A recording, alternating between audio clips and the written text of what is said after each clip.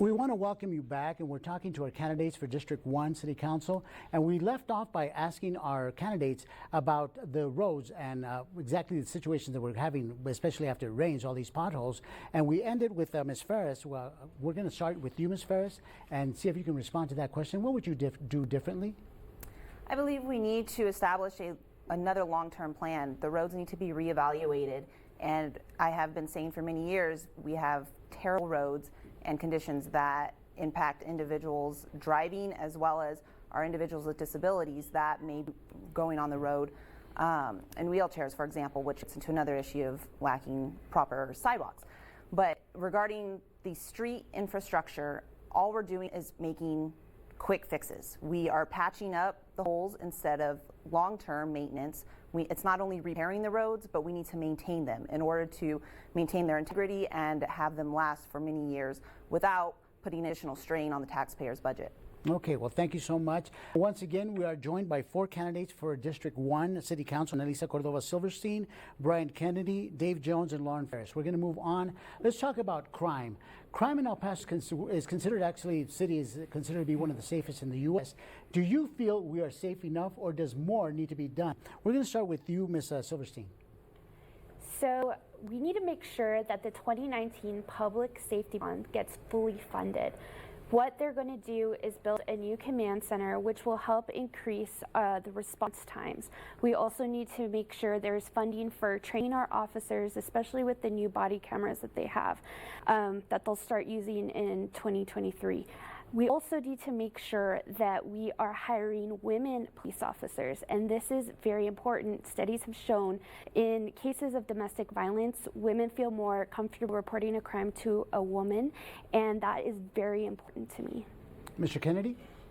Okay, this is an example of, we now have 105 less officers on the street than we had before COVID. The last class was about 38 people that started the law enforcement class. Less than 30 graduated. 5 of them have already left the force. You can build all the buildings you want, unless you have people to put in them, you're not a safe place. I've done ride-alongs with the city. I've talked with the actual department heads and some of the commanders at the locations. Here's the issue. We need to get more people in. We need to be more inclusive in who we get in, and we also need to have larger classes. We need to have a dedication to putting more badges on the streets that are trained better to deal with all the situations. And as we continue to leak some of this talent out of this town, we'll not remain a safe town unless we can increase the number of badges we have on the streets. Mr. Jones? I work with Sheriff Wiles on issues related to crime, and you know, I don't feel really safe. I have to say that after Uvalde, the shootings in Buffalo. You know, when I walk around the street and go to Walmart or go to Albertsons, I really don't feel safe. I think that, and also the latest actions of the DA, the district attorney, where, you know, criminals are being released. So there's a culmination of the criminals being released, migrants, and this regular crime. I think there needs to be increased funding to the Sheriff's Department and the police so that they can get the tools and get the training that they need to tackle crime, because crime is on the increase, and we really need to be proactive in dealing with this. Okay. Ms. Ferris, same question.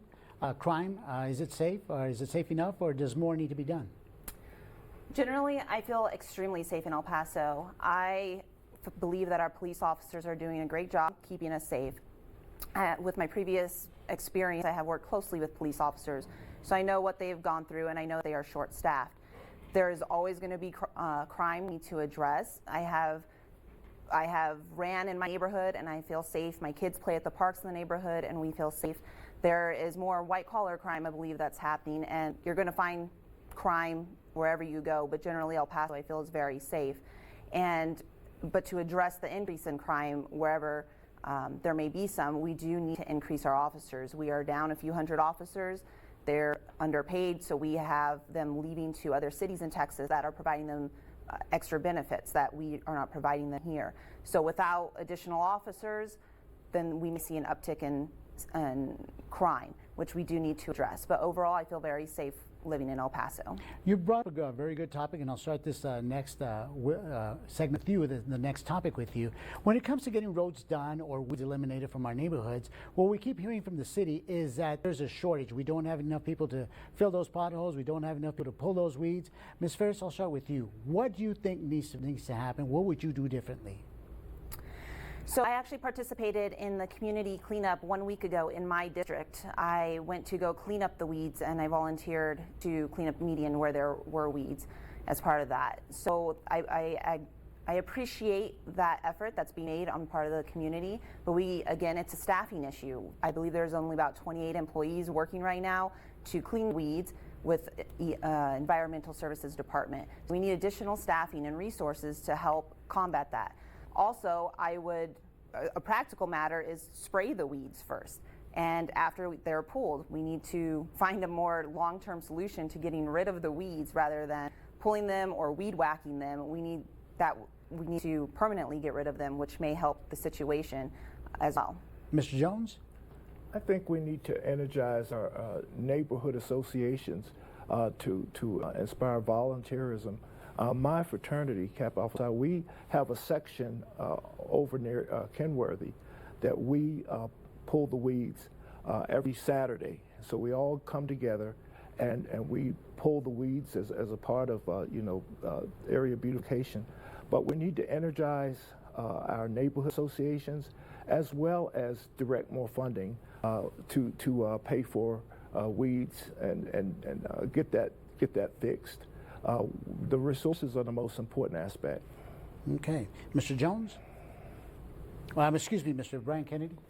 Thank you. And I think the question that we're really dealing with is the understaffing and the empty spots in the city's staffing right now.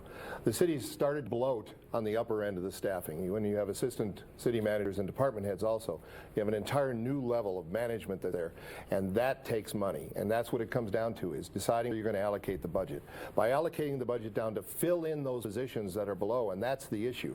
We have so many empty spots right now on the downside and the lower income level side, lower pay level side in the city, that we have a real problem. What we need to do is start taking a look at how do we structure this, and how do we move some of that money from the top end down to the bottom end, where those people who are actually doing the work will feel better compensated. When those jobs are better compensated, you'll find more people willing to do those jobs. It's just that simple. Ms. Silverstein? So I really like the community effort because it does create community, having neighborhood associations and nonprofits help clean up their neighborhood. But what I also think the city could do is hire our local businesses to fill the workers' gaps. We have a ton of local businesses that do this work, and if we can keep the money generated within our own city, hire our local talent to help clean up these problems short term, I think that's a great solution. Okay, Ms. Silverstein, Mr. Kennedy, Mr. Jones, and Ms. Ferris, I want to thank you all for taking time to talk to us.